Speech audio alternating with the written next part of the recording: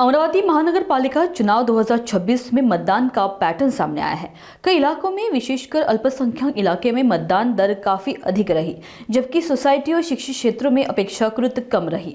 इस अवसर पर राज्यसभा सांसद डॉक्टर अनिल बोंडे ने जनता से अपील की कि लोकतंत्र को मजबूत करने के लिए हर नागरिक को अपने मतदान का हक और जिम्मेदारी निभानी चाहिए थी। उन्होंने कहा कि मतदान केवल अधिकार नहीं बल्कि शहर, राज्य और देश के भविष्य की जिम्मेदारी है।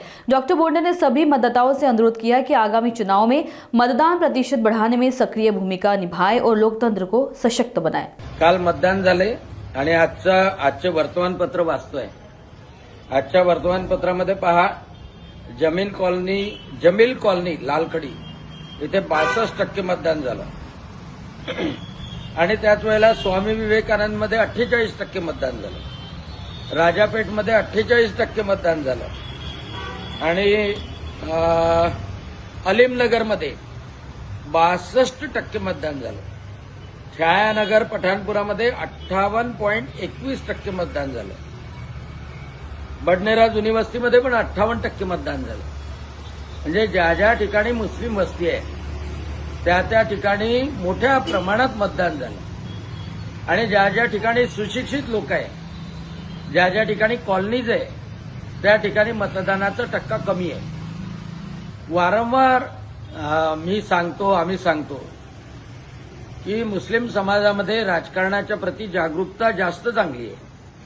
ते मतदान करायला येतात, ती विधानसभा असो किंवा लोकसभा असो, पण आपण का जात नाही?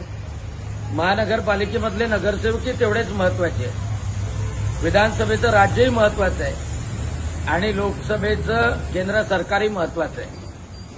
मग उद्या कोणतं संकट आलं मग कोणाला दोष द्यायचा?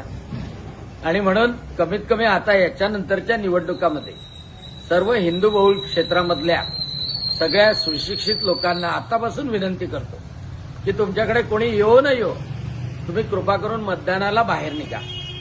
कारण मी पाहिलं काल छायानगर, रहमतनगर, अलीमनगर, पठाण चौक या ठिकाणी रांगाच्या रांगा लागल्या आणि शेवटपर्यंत रांगा होत्या आणि इकडे काही ठिकाणी तर शुकशुकाट होता। म्हणून तेवढी विनंती करतो, कृपा करून पुढच्या निवडणुकांमध्ये तरी यावेळेला ज्यांनी मतदान केलं नसेल त्यांनी सुटी टाका, पुण्यावर नसले तर या, पण मतदानाला या। अमरावतीच्या भवितव्याकरता, राज्याच्या, देशाकरता मतदान अतिशय महत्वाचं आहे।